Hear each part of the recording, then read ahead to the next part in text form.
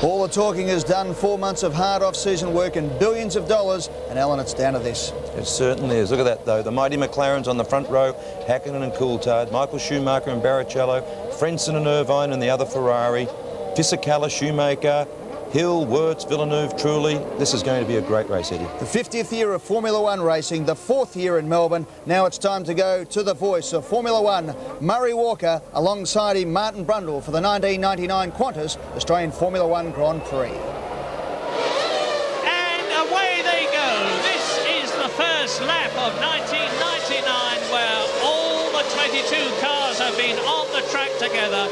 This, of course, is the installation lap, not the first lap of the race. Martin, you've driven many laps in the McLaren two-seater this year. Here, take us round it. Well, they're heading down to turn 3, and as you can see, there appears to be lots of space around there. But that second left-hander turn 4 is really quite tight. We've seen a lot of cars in trouble there, bouncing across the curbs, but there's room to recover.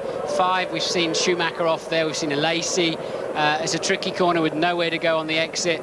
Through the trees into 6, just 75 miles an hour they're doing through that right-hander you can see in the bottom right-hand of your picture, and then the track opens up and you can really get on the throttle. You still have to keep turning the wheel endlessly, it seems, through 8 and hard braking into 9. A lot of cars have been jinking. They're struggling to keep the car in a straight line under braking, so many of the drivers, and they've been touching the grass into 9 and ending up backwards off the road. Let the car come out to the wall and head down what seems quite a long straight, although it's got quite a bend in it as you start looking for that little tiny piece of concrete to let you know where 11 is. Hakkinen now backing the field up, smart move, doesn't want to get onto the line any earlier than he has to. He may have to wait 45 seconds if he doesn't back that pack up between settling on his position and the start procedure of the 5 red lights commencing. So you saw Coulthard there in second place, rocketing out of that corner, trying to keep some pressure and temperature in those rear tyres, and they'll jump on the brake pedal, hoping he can keep 300-400 degrees centigrade in his brakes when he gets round to the line. If you can get brake temperature, that then filters through into your wheels and tyres sitting on the start line and gives you a little bit extra grip in those first critical 2 or 3 corners. And Schumacher there very close behind Coulthard. You can see second and third there. And often I was amazed. I mean, I started 158 of these races, and I was amazed how near we came to running into each other as drivers are sprinting away, then braking hard. Strictly speaking, you're not allowed to do a practice start, which means obviously bringing the car stationary, which gives the clutch rather a hard time anyway. But if you're first or second gear, you can give it plenty of throttle and still get some energy going through the system, get all the temperatures and pressures as high as you can. And now Hakkinen, look, really backing the pack up. The midfield's too slow. They really should be. We used to really, in drivers' briefings, have a hard time from the organisers on this, keep the pack tight. And over the years, that's gradually blending away again. Over to you, Murray. Well, this could be a very hard time, will be a very hard time for Mika Hakkinen. He's going to be hoping that Marc Genet, the Spaniard newcomer in the Minardi at the back of the pack, doesn't hold things up. Cars overheat. Remember, we've heard from Martin already that David Coulthard has had a clutch glitch. It's Mika Hakkinen on the right in pole position. Look at Coulthard parked on the left-hand side of the track as you look at them. And when they cut back to that, Coulthard's angled his car 10-15 degrees towards Hakkinen. Look, you can see Coulthard slightly off kilter. He knows that the inside of the track is very, very dirty. He doesn't want to arrive in that first corner with dusty, dirty tyres, and he wants to get over there and chop the nose out of Schumacher and then hold a McLaren formation. Look at the heat haze coming off those cars. Something is smoking. I think it's difficult to see where that smoke's Johnny Herbert. It's Johnny Herbert Stewart, I think. Anyway, we'll soon know. And there's an arm up. Somebody's got an arm up. I think it's that smoking car. So start delay. Start delay. There go the 3 yellow lights, and it is Johnny Herbert Stewart. It's Johnny Herbert Stewart. Out comes the steering wheel. Out comes Johnny Herbert. Smoke pouring out of the back of the car. Oh dear, we don't need this at the start of the first Grand Prix of 1999. Now, don't do that, guys. Foam, yeah, that's going to wreck the inside of the engine bay. It's not doing the circuit any good, but on the other hand, they are fire marshals. That's what they're supposed to do. And meantime, of course, this means to say that, and the other Stewart, That's Rubens Barrichello. Well, this is appalling for the Stewart team after they'd done so brilliantly well in practicing. Rubens Barrichello 4th on the grid. Johnny Herbert starting 13th, but he was running 3rd in the practice session yesterday. And I obviously don't know what on earth the problem is for Stewart, but for the same thing to hit them is appalling. James Allen has got news from the pit wall. Yeah, about 10 feet from the back of Barrichello's car, and you just cannot believe there's a lot of, as you can say, steam pouring out of the back. But it's amazing, there's 2 plumes of steam in harmony coming off the grid, one from Herbert and one from Barrichello. He disconsolately walks away. Quite a lot of foam, though, left in the area by the fire marshals where the car was. Meanwhile, Irvine just behind sits impassively. And James, we saw some burned areas on the engine cover. I suspect something that they have protection around the exhaust. There's a lot of exhaust heat. If you watch these engines on the dynos, on the dynamometers, the exhausts are running red and nearly white hot. And quite clearly, something under the engine cover, the bonnet, if you like, of those Stewarts is come into contact with a heat source, and it's exactly the same for both cars. Barrett, if I was Johnny, I'd be running back to the pits now and trying to get in the spare car. There's clearly only one spare car for the 2 of them. They've got to run back to the pits. One of them can start from the pit lane. Well, now the situation there we go. There's Barrichello. Look, he's realised he needs to get back in. The spare car is set up for Barrichello. I checked all these. There's going to be a new formation lap in 3 minutes. Meantime, let's take a break.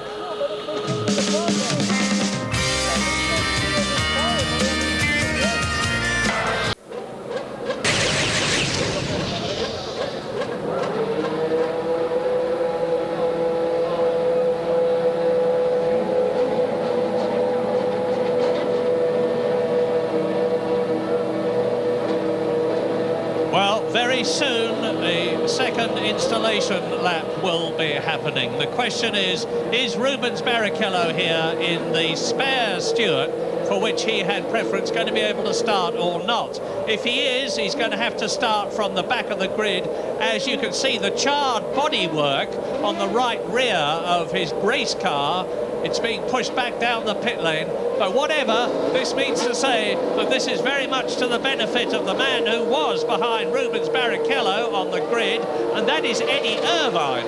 So now, effectively, we've got 2 McLarens on the front row of the grid. And Häkkinen's not got away. Häkkinen is stuck on the line. He's away now. So he's not at the back.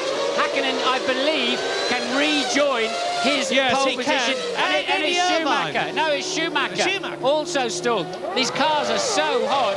Now, he has got to start at the back of the grid, but my understanding of the regulation, we're going through some regulations here today, Murray. My understanding is Häkkinen did not fall completely to the back of the field. He can regain his pole position. The ruling is that if all the cars have passed the white line, you have to start from the back of the grid, but they had not all passed the white line when Mika Häkkinen got away. It looked to me as though they had when Michael Schumacher got away. So Michael Schumacher forms up behind Marc Genet, and Tora Takagi has stalled his arrows. Now, this may be a godsend for Schumacher if they have to have yet another installation lap. No, they'll just wheel him away. It's 5.3 Ks. It's quite a long lap, so I think they'll be pushing Takagi out of the way, but they should be able to restart it unless he's got some kind of other clutch gremlin. Well, I'll be surprised if they don't just say, get that car off the grid. Well, whatever, it means to say that Michael Schumacher, for the second, amazingly, Grand Prix in succession, will be starting from the back of the grid. He started from the back of the grid in Japan, you will remember, last year, after he had stalled his engine. And now, for exactly the same reason, it looks as though he's starting from the back of the grid again. Well, remember, we said very few of these teams have completed a successful non-stop Grand Prix distance. Even in testing, they have no chance to a Grand Prix weekend because they're just not allocated enough track or lap time. So even those teams that have done those Grand Prix practices, the full distance practices, they don't practice these formation laps, and this is probably the first time these cars have had to travel slowly around the circuit, and you saw the net result on the Stewart, which I believe Louise may have some news on. Yeah, I'm actually standing here with Johnny Herbert at the moment. Johnny, what happened there? Well, as we came round to the grid, and it seemed we both had a similar problem. I could smell a lot of burning from the body on the back, and then eventually, I think from what we gather, it then burnt the wiring loom, because then my throttle stopped working. So it's a bit of a shame it started so well, but hopefully Rubens can get out and still get a good result. Thanks, Johnny. Well, this could have given the race to McLarens, because they're both on the front row of the grid as Barrichello exits the garage. But it means to say that Michael Schumacher, their chief rival, starting at the back of the grid. Rubens Barrichello, who was in the second row, is starting from the back of the grid. Heinz-Harald Frentzen, of course, is going to be 2 rows behind, but with a clear row in front of him, with Eddie Irvine up there. So it's McLaren, Jordan, and then Ferrari. Well, they're claiming that that was a new formation lap, so maybe they've done a restart, Murray, a complete restart. We'll have to wait and see what comes up on the computer information here, because they appear to be allowing Barrichello to start the race. That's his second chassis, if they're continuing and using that first formation lap as 1 lap of the race. Hakkinen did regain pole position. Yeah, Hakkinen in pole position, but as you can see for yourselves, Michael Schumacher is not the top Ferrari. There is Eddie Irvine behind Coulthard. Lights on, 5 on. Action in Australia, and Mika Hakkinen gets away well. So does Coulthard. And look at Frentzen coming up alongside now. Where is Michael Schumacher? And this lot. And Eddie Schumacher Irvine still is in 3rd position, and in 4th place is Heinz-Harald Frentzen as Mika Hakkinen leads. Schumacher still didn't get away, even from the back of the grid. So he's clearly got some kind of problem that's causing him no chance to tip the clutch and get away. And in fact, we've got a Sauber. And off goes the Jordan. Is that Damon Hill or is it Heinz-Harald Frentzen? It's Damon Hill, I think, because Frentzen is up there in 4th position. It's Hakkinen, Coulthard, Eddie Irvine in the Ferrari is in 3rd position. Heinz-Harald Frentzen is in 4th place, so he was passed, and it is Damon Hill that's gone off already. And Lacey being pushed off the start line. Well, what a dramatic start to the Grand Prix. All looks a bit amateur hour at the moment. Well, the question now is, can McLarens hold their reliability? The gauntlet is thrown down to Eddie Irvine. This is what the Irishman has been waiting for all his Ferrari career. He started the race, and that's the result. I think one of the Prosts, I think it was, just nudged the Jordan almost certainly into retirement, I would imagine. So it'd be interesting to get a replay of that. A blue car, I thought it was one of the Prosts. Well, whatever, as I was saying, the gauntlet is thrown down to Eddie Irvine now. This is what he's been waiting for all his Ferrari career. He started in front of Michael Schumacher. He won't have to defer to him unless Michael Schumacher can fight his way up through the field and get behind Eddie Irvine. So here we go. It's Hakkinen, Coulthard, Irvine, Frentzen. Behind Frentzen is Fish. Now, they were told to send Michael to the back of the grid, but they think that was wrong, and I think there's going to be some kind of protest afterwards, because they're certainly not happy about it. Meanwhile, I'm trying to find out exactly what his problem was. It's obviously to do with the clutch. They're looking at the telemetry at the moment. I hope to give you an update on Michael's situation technically in about 10 minutes' time. Well done, James. Thanks very much. Now, as far as Eddie Irvine is concerned, he is leading a race, but it's the second race, because the McLarens are now nearly 8 seconds ahead. Just 1 second between Hakkinen and Coulthard. Coulthard has just made the fastest lap of the race. Mika Hakkinen has responded immediately by going faster in the first sector than anyone else, but it's a demonstration race at the present moment, and there is the proof. Mika Hakkinen leading, David Coulthard in second position. Now we get to the question of what team orders are there, if any, from the McLaren team. Ron Dennis, the McLaren boss, said here in Australia after a lot of storm last year about his controversial tactics that if he had to do the same thing again this year, he would do it again this year. We don't know whether the drivers have made any agreement, as they did last year, that the first into the first corner would win the race. But it looks to me as though David Coulthard is very much making a race of it. Well, I can tell you there is no such agreement, and Coulthard took pain for the whole of last year for losing those 4 points in the early stages, and of course had to tuck in later on in the championship. And these two guys both want to and need to win this race to have a good start in the championship. Hakkinen wants to retain it. Coulthard wants his first one, and they know it's important to establish team seniority. And you saw Hakkinen coming out of turn 2 there, getting nicely out of shape, just to prove that he's really on it. Barged out of the way by someone who outbraked. Who was it nudged you off? We couldn't see properly. I don't know either. I mean, all I know is I'm turning in and I saw some guy stick his nose right in there, but I mean, there's no way he's going to get through, and there's no way we could both get round him. He got his front wheel in front of my rear wheel and it tipped me up. Bad luck. Well, Damon, we think it was Jarno Trulli, not that it's any consolation to you.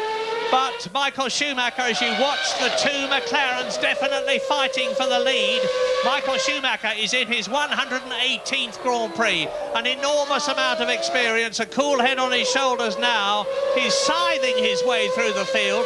The next car he's going to catch and pass is Pedro de la Rosa, who is in a superb 11th place in the Arrows. The man from Spain in his first Grand Prix. Very mature young man. And then it will be Ricardo Zonta in the BAR, and onwards and upwards for Schumacher, he hopes. As Frentzen comes through, behind Frentzen in 5th place, that is Ralf Schumacher in Australia in the Williams. And as we go round and we get our first on-board shot of the year, let's stay with this for a little while, because I fear we may not be getting many of them. I hope that the Williams is going to be reliable, but this is the only car that we've got an on-board camera on here in Australia. As he goes round the left-hander at the Sports Centre, comes up to turn 4, now through turn 5, the right-hander at 130 miles an hour. Coming up to a very tricky section here, turn 6 and 7, onto Lakeside Drive. Now, just listen to that Supertech engine.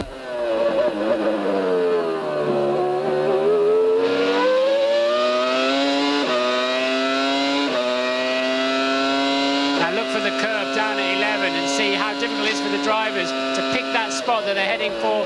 And there it is now. And Ralf having a reasonable run, but I don't think it's quite what he would have expected for his first weekend with Williams, but nonetheless up there in 5th place, looking very under control actually, isn't he? Not really fighting the car. Look, turns in, doesn't have to correct it on the exit, and he seems to have quite a nice balance in the car. Really, a little bit of understeer there through 14, under braking into 15. The car at Frentzen ahead locks a wheel, but Ralf does no such thing. Of course, Frentzen in the car that Ralf drove last year, and Ralf in the car that Frentzen drove, and surprise, surprise, they're more or less in the same position on the track. Over the start-finish line, under the Qantas Bridge, down into 1, as we leave his onboard camera, and we'll also leave Melbourne for a short break.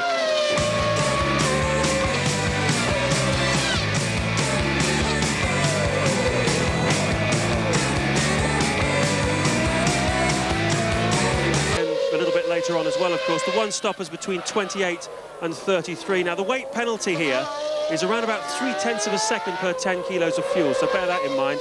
The tyre degradation, very interesting, it's very low. In fact, it's almost positive on the curve. The tyres actually seem to get faster the longer they go into a run. It's very unusual, very interesting. Probably something, do you think it's to do with the new 99 harder tyres, Martin? It's definitely to do with the harder compound, James, but also I think the tread blocks are moving around a bit, especially on the front tyres with 4 grooves. The tread blocks are therefore smaller. I think maybe as the tyre wears a little bit, the groove, the rubber moves around less, although it may lose some temperature. I think it's given the drivers a bit more bite, a bit more side bite, and a bit more balance and confidence.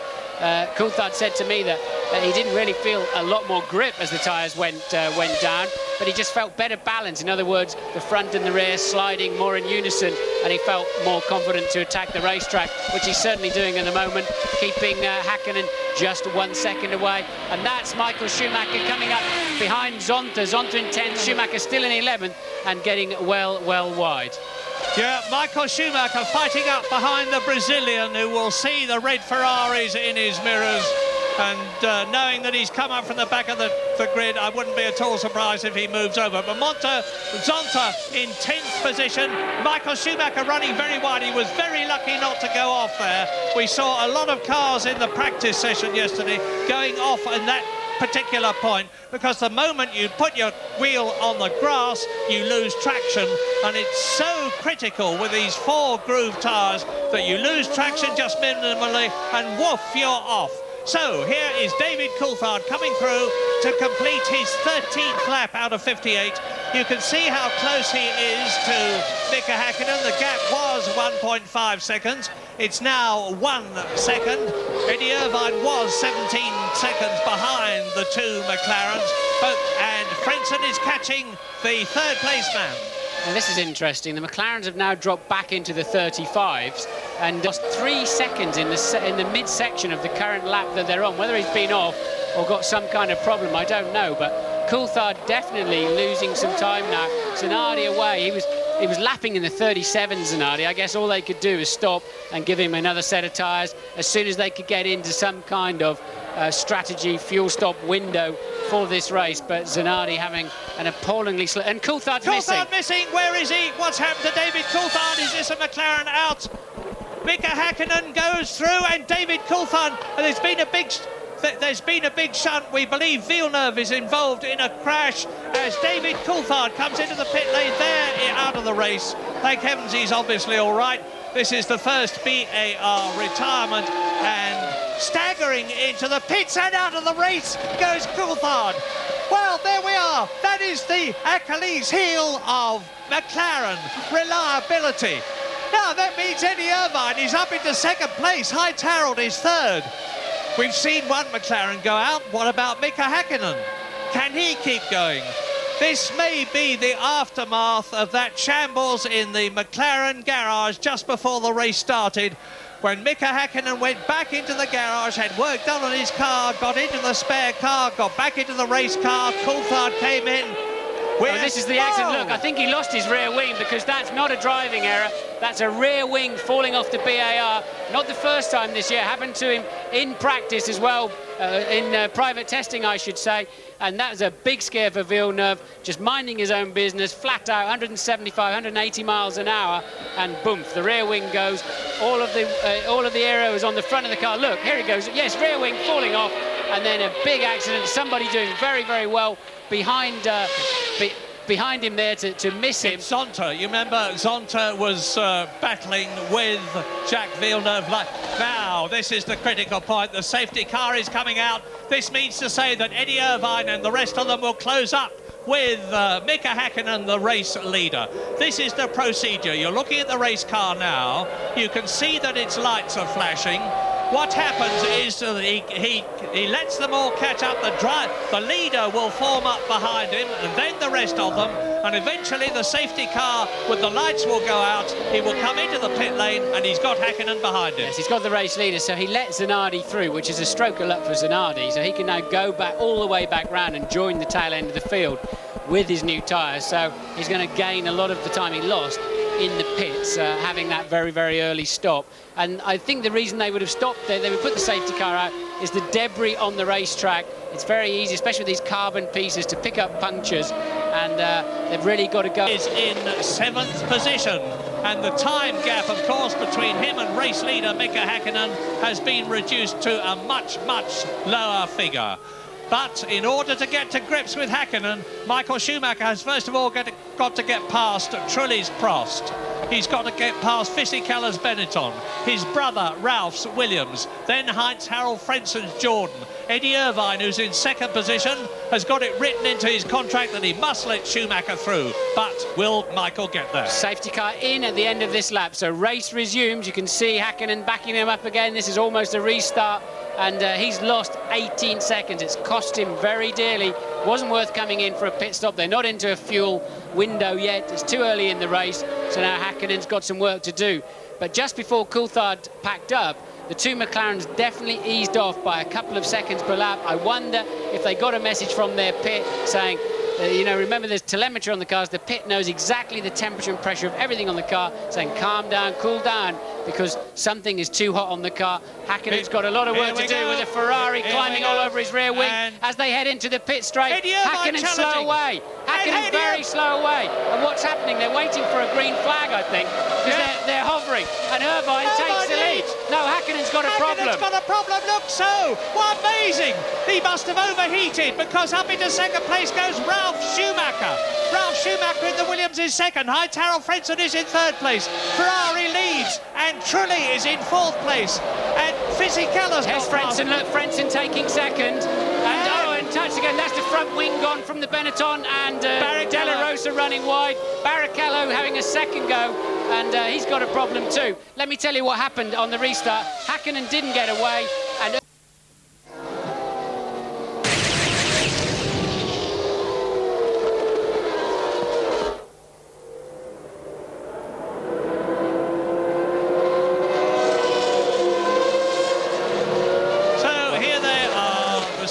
car is out on the track. Eddie Irvine in the lead, Frentzen second, Ralf Schumacher third.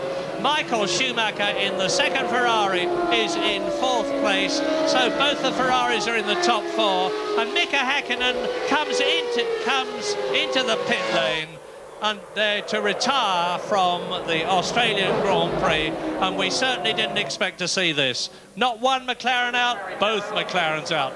No Constructors' Championship points for the Woking team, no drivers' points for David Coulthard or for Mika Häkkinen. A very sad Australian Grand Prix for McLaren. But I suppose all good things have to come to an end, and they've had a lot of very good things in the last 16, 17 races, including those two championships. But there, the Mercedes-Benz safety car leads the Ferrari of Eddie Irvine. Safety car in at the end of this lap, so Irvine will be getting ready to continue to lead the race. Frentzen will want to harry him all the way through to that last corner.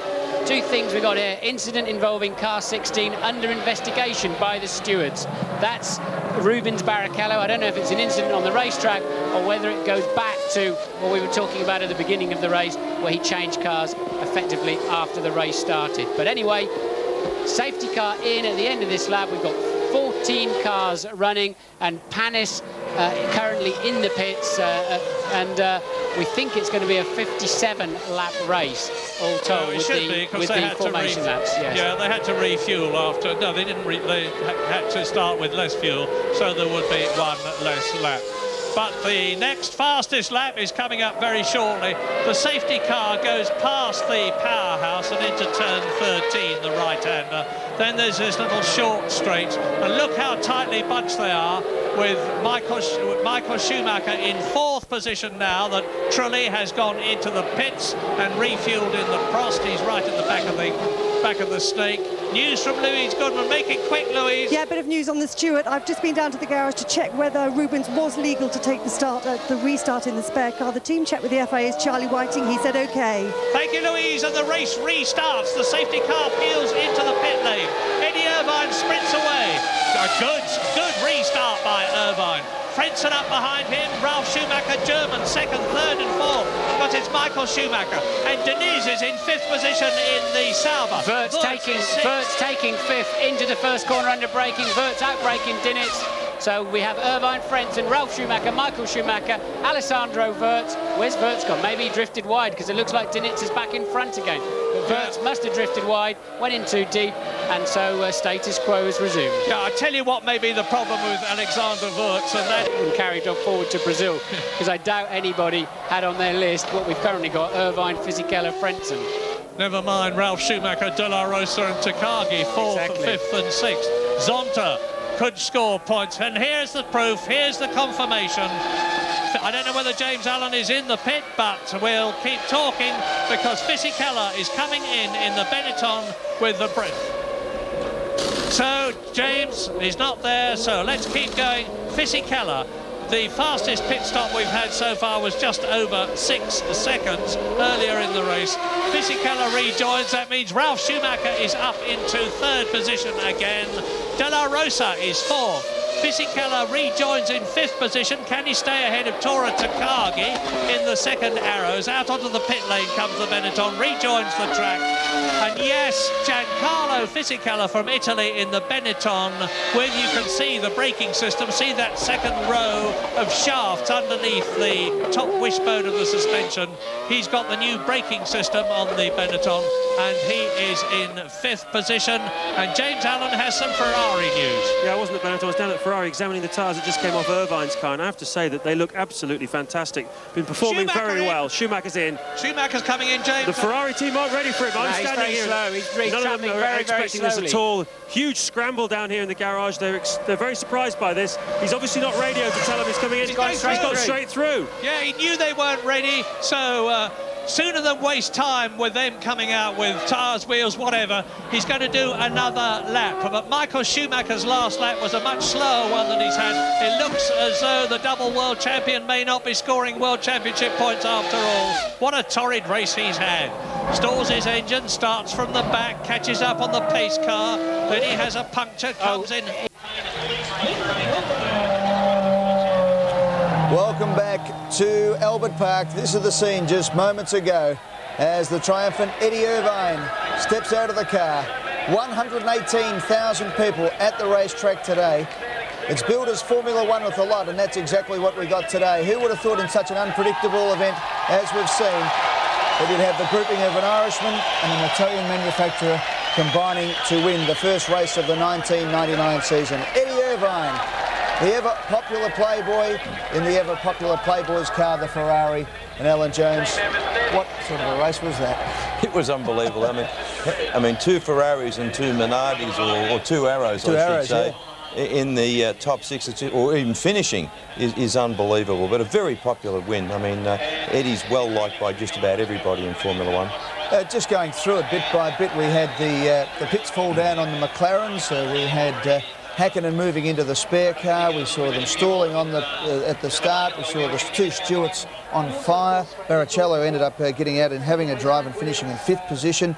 But at the end of the day, it was Irvine in the Ferrari first, Heinz-Harald Frentzen in the Jordan second, Ralf Schumacher in the Williams in 3rd place, and of course for Eddie Irvine, who has in his contract, we've heard all week how his contract stipulates that he must move aside from Michael Schumacher. He's had 3 seconds in his career, 11 thirds, but today in Melbourne he will be on top of the dais accepting the accolades of the champion. Michael Schumacher, just to throw a bit of spice in as well, ended up with the fastest lap, 1:32.1.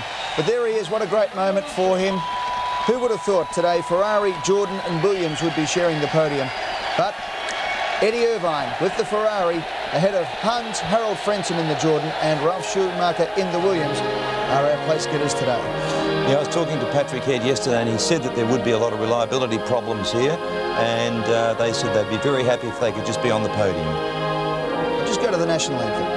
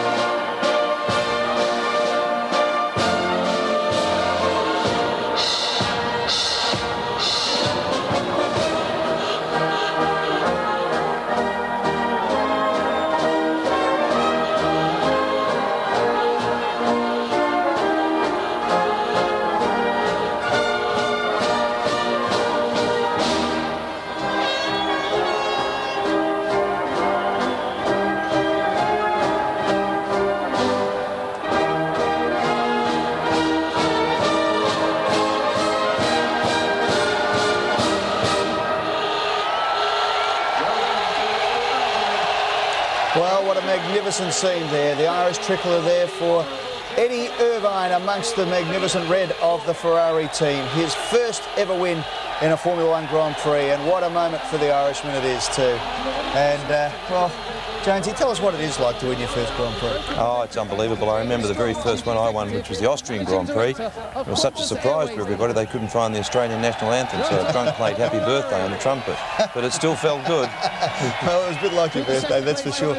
Great scene here. Ron Walker, of course, what a fantastic job he's had. The event has attracted 345,300 people in the 4 days, 118,000 today, and a record yesterday of 104. And a tremendous performance there by Frentzen in the Jordan, his first drive for that team. Well, it's a good result on the podium period. It's Eddie's first win. Frentzen's best result for Jordan. I mean, Eddie will be wrapped in that. And third place for Schumacher for Williams. They'll be happy with that too, considering that they know they're not up to scratch just yet. But they did predict, as I said earlier on, that there would be a few reliability problems, and he said if we can get on the podium, I'll be happy. Well, he's done that. Well, Frentzen, of course, and Schumacher, Ralph, swapping spots in each other's car for this year. Both will be happy with the opening of the season, as is this man, the happiest man in the country today, Eddie Irvine. A magnificent effort. The Ferrari winning. Who would have thought they would have picked up 10 points today without M. Schumacher being up there on the podium, but they did. And the McLarens, of course, well, they live to fight another day. No points today for either Häkkinen, the world champion, or David Coulthard. Well, Alan, thanks very much for joining us, because it's been a wonderful 4 days. Today, it had everything. The race was one with a lot, there's no doubt about it. That concludes our coverage of the 1999 Qantas Australian Grand Prix. We hope you enjoyed it. Of course, you can follow the entire Formula One season with our race telecasts from right around the world, right here on Nine's Wide World of Sports. Until next time we meet, bye for now.